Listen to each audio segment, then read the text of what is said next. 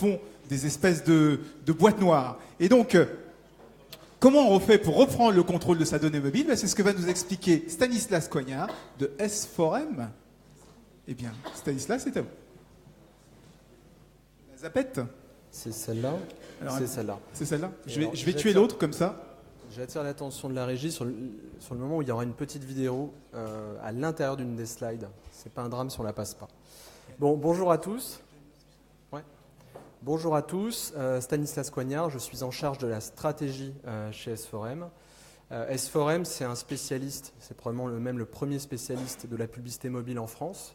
On vend des impressions qui sont 100% délivrées et on va même jusqu'à mesurer des visites réelles sur des sites mobiles ou des applications mobiles.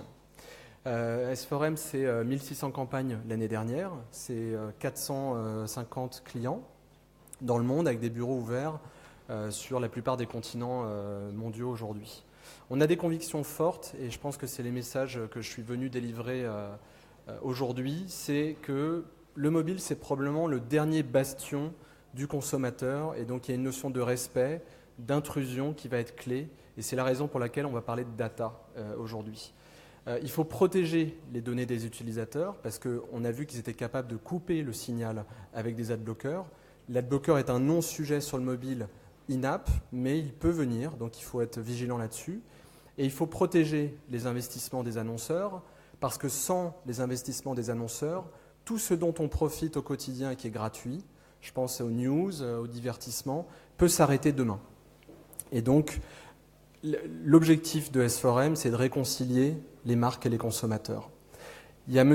Pritchard, qui est le patron de la marque Procter & Gamble, qui a fait une intervention il y a 3 semaines pour dire qu'il y a un moment donné, il fallait que ça s'arrête.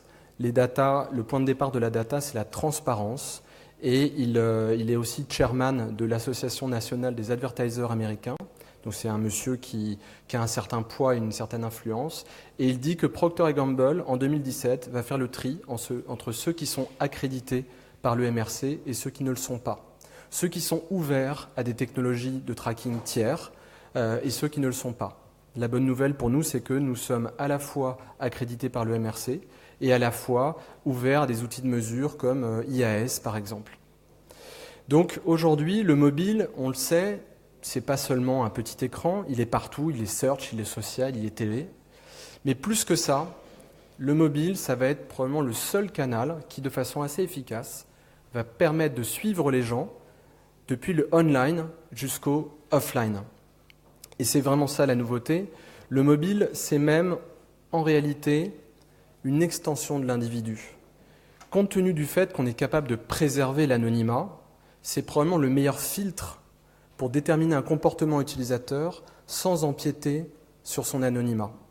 Et c'est la raison pour laquelle vous m'avez souvent entendu dénoncer un certain nombre de choses sur le GAFA, donc avec la promesse du cross-device. Je pense qu'il y a une ligne à tirer entre ce qu'on a le droit de faire et ce qu'on ne devrait pas se permettre de faire. Et ce qu'on doit faire, c'est préserver l'anonymat des gens. Et donc on ne peut pas utiliser des environnements logués pour utiliser un système de tracking. Le tracking, il va être de plus en plus fiable in-app.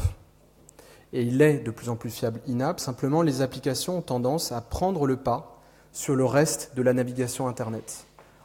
Au mois de janvier 2016, c'est 58% des accès à tout Internet, tous terminaux confondus, qui venaient d'un environnement applicatif. Ce phénomène, il est encouragé par des terminaux qui sont de plus en plus hybrides. On ne sait plus si on est face à un ordinateur, une tablette tactile avec un clavier qui s'enlève, etc. Il est encouragé évidemment par les smartphones. On progresse encore dans l'équipement des smartphones. Aujourd'hui, ça concerne quand même toute la population. Et puis, vous découvrez plus récemment l'Internet des objets, les voitures connectées, etc. Tout ça, ce sont des applications qui font tourner. Et on va même pouvoir commencer à dire et à prouver que probablement que le browsing est un accident de l'Internet.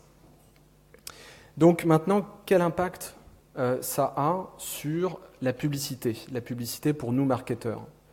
Le premier, c'est que vous êtes face à quand même des très gros acteurs qui ont doté leur force, toute leur ingénierie, toute leur technologie et leur apprentissage sur des technologies qui sont web-centriques. Donc elles n'ont pas été inventées pour la publicité mobile. Et donc ces sociétés, aussi fortes et aussi puissantes soient-elles, sont aujourd'hui en retard et sont aujourd'hui dépassées. Je doute nullement qu'elles vont rattraper leur retard, mais en tout cas, pour l'instant, elles ne font pas face, je pense au DMP, je pense au GAFA, ils ne font pas face totalement aux subtilités, aux singularités du mobile. De quelle manière ça s'illustre ?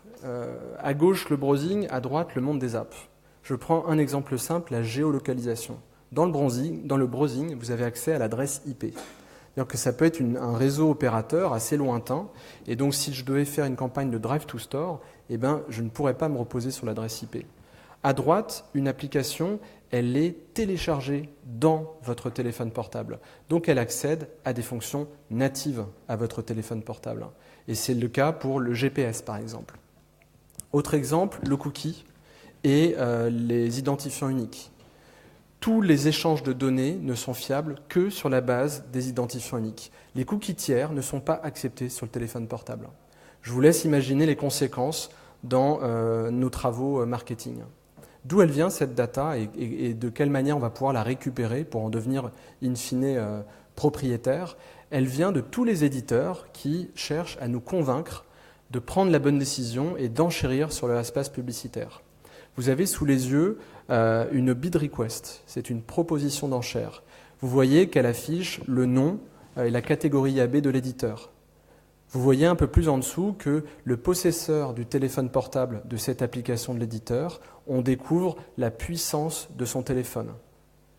On découvre aussi sa coordonnée GPS uniquement lorsqu'il a souhaité la communiquer.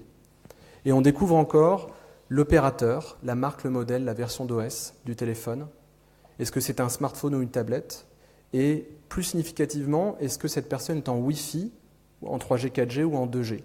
Typiquement, on pourrait exclure définitivement de la publicité les gens qui sont en 2G. Je pense qu'on devine tous pourquoi. Tout ça, c'est une information d'une puissance et d'une granularité extraordinaire lorsqu'on veut prendre une décision marketing, et c'est totalement anonyme. L'identifiant qui est en dessous, c'est l'identifiant unique. C'est uniquement sur cette base qu'on peut se reposer pour déterminer des comportements et des profils. Vous voyez qu'on est quand même assez loin des environnements logués et qu'on peut tout à fait réfléchir à des bonnes solutions.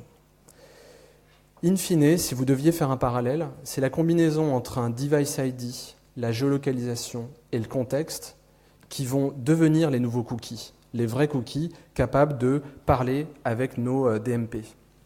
Et donc, in fine, la publicité in-app va probablement être la seule à remplir un adage qu'on a tous entendu depuis 15 ans, où on va être capable effectivement de délivrer un message personnel dans le bon contexte.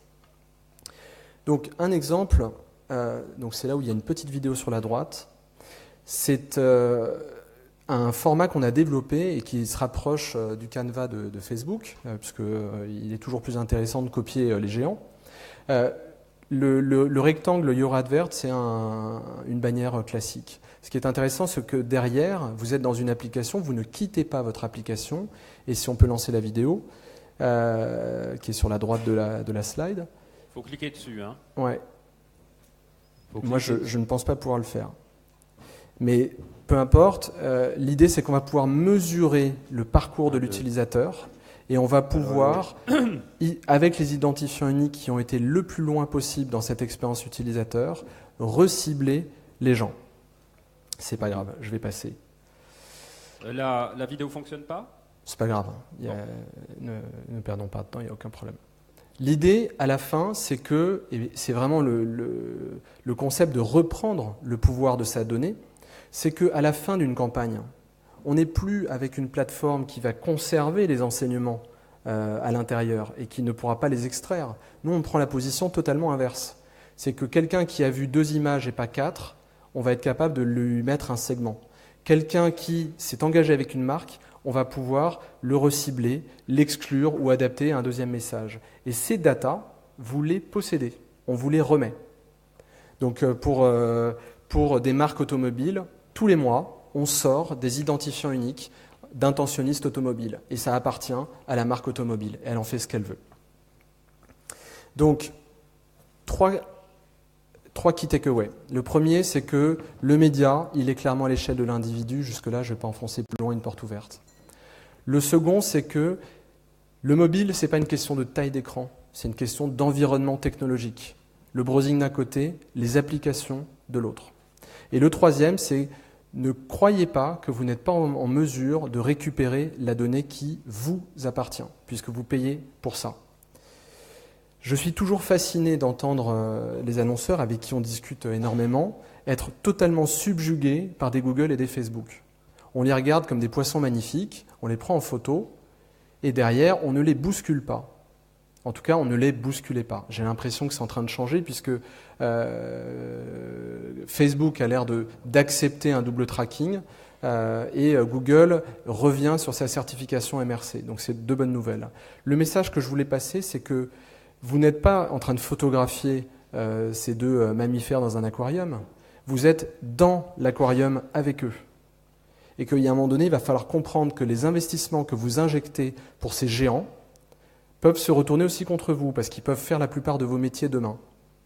Et donc, il serait bien, quand vous dépensez des millions d'euros avec ces gens-là, que vous appreniez à les bousculer, à revendiquer des choses, à ce qu'ils ouvrent leur plateforme, pour que vous puissiez récupérer la data, et qu'à minima, vous fonctionnez selon vos KPI avec votre tracking. Bien, merci. Merci Stanislas. Merci à tous. Vous m'entendez? Est-ce qu'on entend le haut-parleur? Oui. Merci. Merci. Alors, c'est toujours excellent avec Stanislas Coignard. On s'était croisés, vous étiez une toute petite boîte. Vous n'aviez pas fait votre levée encore et déjà, vous étiez très percutant. Et on trouve on essaie d'être audacieux. Quand on est plus petit, on peut crier plus fort. Et nager plus vite dans l'océan. Merci encore, Sébastien. Super. Stanislas Coignard. S4M. Bon, alors je répète beaucoup de choses aujourd'hui, donc je répète encore que, on l'a répété et répété, que le digital bouleverse le marketing, tarte à la crème numéro 1. On répète aussi que ce bouleversement, ça crée de nouvelles opportunités d'interaction avec son client, son prospect, son utilisateur, tarte à la crème numéro 2. Et dans ce domaine, on se pose aussi quelles opportunités on peut tirer des nouveaux trucs à la mode. Qu'est-ce que j'appelle nouveaux trucs à la mode? C'est les chatbots, la réalité virtuelle et la réalité augmentée. C'est les nouveaux trucs dont on parle. Il y a des opportunités peut-être en matière de marketing sur ces technologies.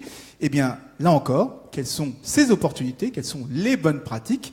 Pour en parler, on va appeler ceux qui les ont déployées et ceux qui savent, qui connaissent très bien ces technologies. Merci d'accueillir Mohamed Soltani de Schneider Electric et Benoît Régent de Dentsu Aegis. Venez me rejoindre tous les deux.